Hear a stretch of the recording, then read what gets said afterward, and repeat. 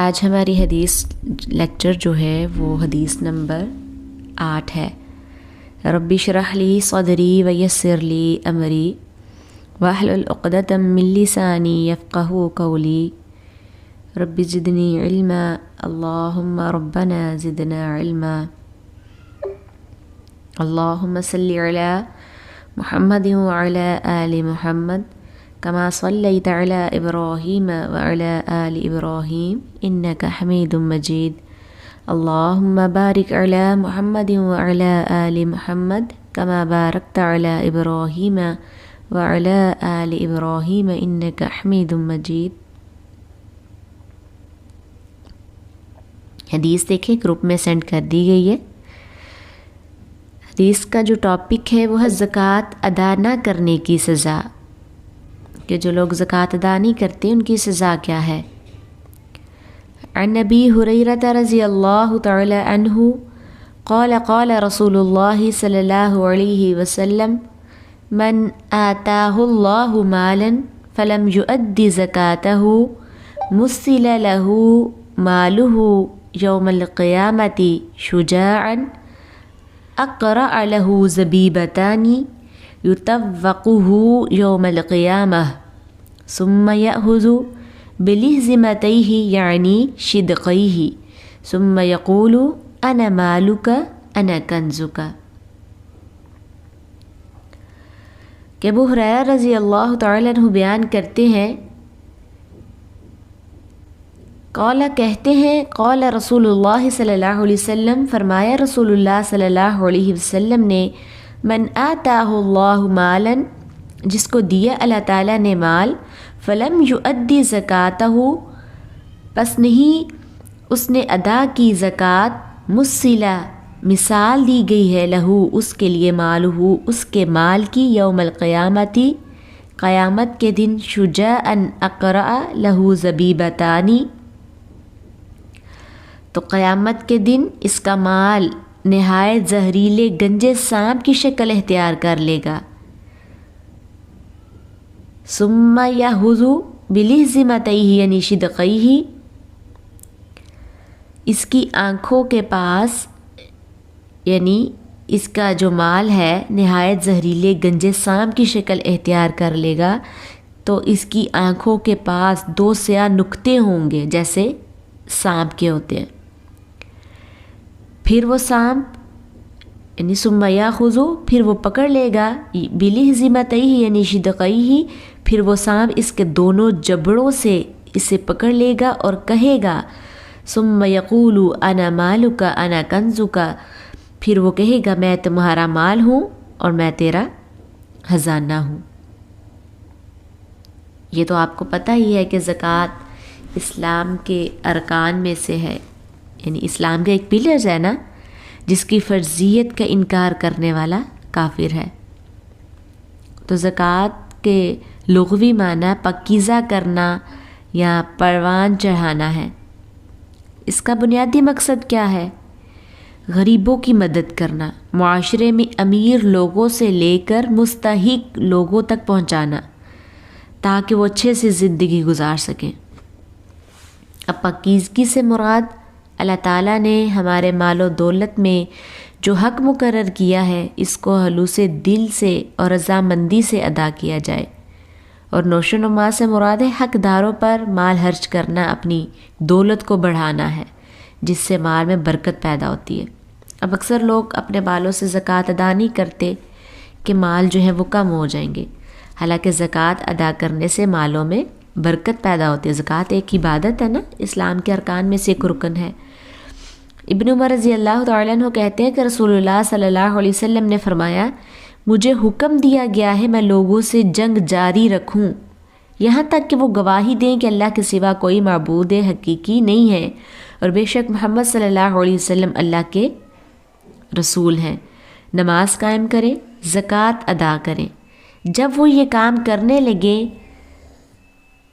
تو ان کی جان و مال، یعنی انہوں نے اپنی جان و مال کو مجھ سے بچا لیا سوائے اسلام کے حق کے، اس کا حساب اللہ کے ذمہ ہے، یعنی اسلام میں داخل ہو کر اپنی جان اور مال بچا لے، کیونکہ نبی صلی اللہ علیہ وسلم مسلمانوں کے خلاف جنگ نہیں لڑتے تھے، ان کی جنگ مشرکین کے خلاف ہوتی تھی۔ تو بنیادی طور پر یہ حدیث زکوٰۃ کی اہمیت کو واضح کرتی ہے کہ ہمارے دین میں زکوٰۃ کی کتنی اہمیت ہے۔ قرآن مجید میں بھی اللہ رب العزت نے 30 سے زیادہ دفعہ نماز کے ساتھ زکوٰۃ کا حکم دیا ہے۔ کہیں اللہ رب العزت ارشاد فرماتے ہیں وَأَقِیمُوا الصَّلَاةَ وَآتُوا الزَّکَاةَ، اور ایک جگہ فرمایا فَأَقِیمُوا الصَّلَاةَ وَآتُوا الزَّکَاةَ وَاعْتَصِمُوا بِاللَّهِ، یعنی بار بار نماز کے ساتھ ہی زکوٰۃ کا ذکر آیا ہے۔ تو نماز کے بعد زکوٰۃ کا درجہ ہے، سب سے پہلے تو شہادت ہے نا، اس کے بعد نماز، پھر زکوٰۃ، تیسرے نمبر پہ زکوٰۃ ہے۔ زکوٰۃ ادا کرنا ایمان باللہ میں شامل کیا گیا ہے۔ یہ ایک اہم ذمہ داری ہے جس کو ہمیں بخوبی نبھانا چاہیے۔ ابو ہریرہ رضی اللہ تعالیٰ عنہ کہتے ہیں اگر تم نے زکوٰۃ ادا کر دی تو جو تمہارے ذمہ تھا وہ تم نے ادا کر دیا، یعنی اپنا فرض پورا کر دیا۔ نماز اور زکوٰۃ میں فرق کرنے والوں سے ابو بکر رضی اللہ تعالیٰ عنہ نے قتال کیا تھا۔ آپ نے تاریخ اسلام میں پڑھا ہوگا۔ ہم سب کو زکوٰۃ کی ادائیگی کے بارے میں علم ہونا چاہیے۔ سب سے پہلے تو اس بات کا علم ہونا چاہیے کہ کتنے مال پر زکوٰۃ ہوتی ہے، کس کس چیز پر زکوٰۃ ہوتی ہے، وہ کون سے اموال ہیں جن پر زکوٰۃ لگتی ہے، اور کس مال پر کتنی زکوٰۃ ادا کرنی ہوتی ہے، اور کتنا عرصہ اس مال پر گزر جائے تو زکوٰۃ ادا کرنی ہوتی ہے۔ اور پھر یہ ہے کہ زکوٰۃ کس کو دینی ہوتی ہے، کون کون اس کے مستحق ہیں، اور یہ کہ زکوٰۃ کب دینی ہوتی ہے، یہ وہ چیزیں ہیں جن کے بارے میں آپ کو پتہ ہونا چاہیے، کیونکہ اس کے بغیر یہ فریضہ ادا نہیں ہوتا۔ بالکل ایسا ہی نا کہ نماز کب پڑھنی چاہیے، کیسے پڑھنی چاہیے، اس کی شرائط کیا ہیں وغیرہ وغیرہ، اسی طرح حج کے جو ہے وہ کس مہینے میں ہے، اور حج کا طریقہ کار کیا ہے، حج میں کیا کیا کام کیے جاتے ہیں۔ تو یہ سارے اسلام کے فریضے ہیں جن کے بارے میں ہمیں قرآن بتاتا ہے، حدیث بتاتی ہے۔ اب دیکھیں زکوٰۃ ادا نہ کرنے والے کی کتنی بڑی سزا سنائی گئی ہے کہ رسول اللہ صلی اللہ علیہ وسلم نے فرمایا جس کو اللہ تعالیٰ نے مال دیا اور اس میں سے زکوٰۃ ادا نہ کی تو قیامت کے دن اس کا مال نہایت زہریلے گنجے سانپ کی شکل اختیار کر لے گا، اور اس کی آنکھوں کے پاس 2 سیاہ نقطے ہوں گے جیسے سانپ کے ہوتے ہیں۔ پھر وہ سانپ اس کے دونوں جبڑوں سے اسے پکڑ لے گا اور کہے گا میں تیرا مال ہوں، میں تیرا خزانہ ہوں۔ پھر اس کو اس دن وہاں کس سے چھٹکارا ملے گا؟ اب دیکھیں جو ہے زکوٰۃ کس مال پر فرض ہے، کس کس چیز پر ہے، یہ میں تھوڑا سا آپ کو بتا دیتی ہوں۔ نبی صلی اللہ علیہ وسلم نے سونے اور چاندی کو الگ الگ نصاب جو ہے ان کا مقرر کیا ہے، جس پر 1 سال کا عرصہ گزرنے کے بعد زکوٰۃ واجب ہو جاتی ہے، جو 40واں حصہ یعنی 2.5% ہوتی ہے۔ ابو سعید خدری کی حدیث ہے کہ رسول اللہ صلی اللہ علیہ وسلم نے فرمایا 5 اوقیہ سے کم چاندی میں صدقہ نہیں ہے۔ اسی طرح ایک اور جگہ رسول اللہ صلی اللہ علیہ وسلم نے فرمایا جب تمہارے پاس 200 درہم ہو اور ان پر 1 سال گزر جائے تو ان میں 5 درہم ہیں، اس کے علاوہ تم پر کچھ لازم نہیں آتا جب تک تمہارے پاس 20 دینار نہ ہو۔ تو جب تمہارے پاس 20 دینار ہوں اور اس پر سال گزر جائے تو نصف دینار ہے، پھر جو زیادہ ہوں وہ اس کے حساب سے ہوگا۔ تو پتہ چلتا ہے کہ سونے کا نصاب 20 دینار اور چاندی کا نصاب 5 اوقیہ چاندی یعنی 200 درہم ہے۔ ان کا وزن جو ہے علماء کے ہاں مشہور و معروف ہے کہ سونا 7.5 تولے ہو تو زکوٰۃ جو ہے فرض ہو جاتی ہے، اور چاندی 52.5 تولے پر مشتمل ہے۔